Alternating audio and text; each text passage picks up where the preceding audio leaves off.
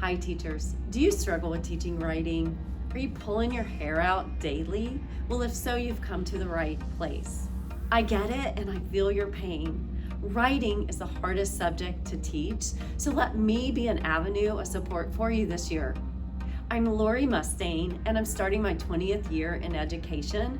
I've taught primary grades, intermediate grades, and adults, and now I'm back in a second grade classroom in the trenches with you.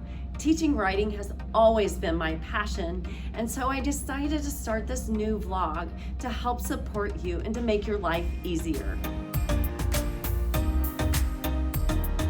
In today's video, I'm going to share some creative ways of introducing and teaching complete sentences.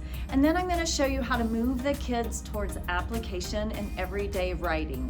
Whether you teach second grade or 8th grade, this video is for you. First, we need to show the kids why we need to use complete sentences. So a fun way of accomplishing this is walk in the room and start speaking with the incomplete sentences. You could go up to a kid and go, "Hey you, what is? Why?" And you could just keep speaking like that and then have a great conversation with the kids about why that is not gonna work. I like to show a video of Simone Biles, the Olympic gymnast, walking along the balance beam because the kids can see how her arms are out to the side, keeping balance. Next, explain that every sentence needs to be balanced. It needs a subject and a predicate to stand on its own. Now I want the kids to get up and balance some sentences with me. So if I start with an incomplete sentence, the girl, what's gonna happen with my scale is it's gonna go all the way over because it's not balanced. We need to know what the girl is doing. The girl ran through the field. Now I've got it balanced. I've got my subject and I've got my predicate. And I want to give them several of those to practice before the next activity. Next, watch me teach a very short lesson with my second grade students. Here we go, you ready? I'm going to eliminate.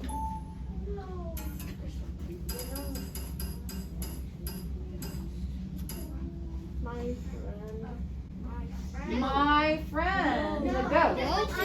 What do you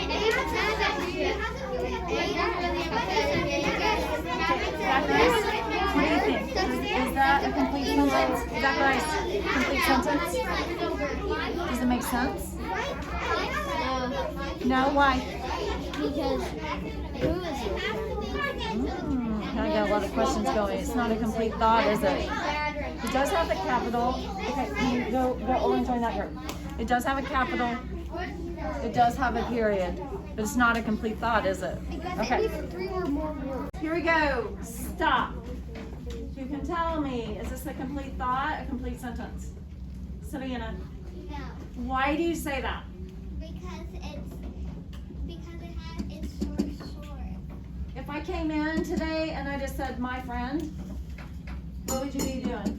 Like, what are you talking about, Mrs. Mustain? What are you talking about? My friend. That doesn't make sense, does it? Yeah. So if I do my balance scale would look like this. My friend. Oh, well, what did my friend do? Talk in your groups about how I can make that into a complete sentence. All right, stop. Holt, help us out here. Up. Wait a minute. Holt, tell me, how do I make this into a complete sentence? My friend plays baseball. My friend plays baseball. Now I've got my friend plays baseball. You couldn't see the kids in the video, but they were in groups of 2 to 3. I want to encourage you to do lessons like this. The whole lesson took 20 minutes and so much learning was had. Finally, be sure to revisit these rules authentically in everyday writing. For instance, if you have a child that is forgetting to capitalize the first of a sentence, perhaps they're leaving a period out, or they're not writing with a subject and predicate, that's the time to stop and have that discussion with that child.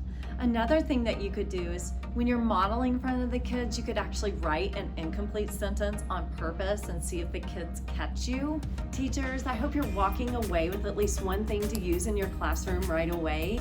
If you haven't already, be sure to like, subscribe, and comment below. And I'll see you next time with some more ideas.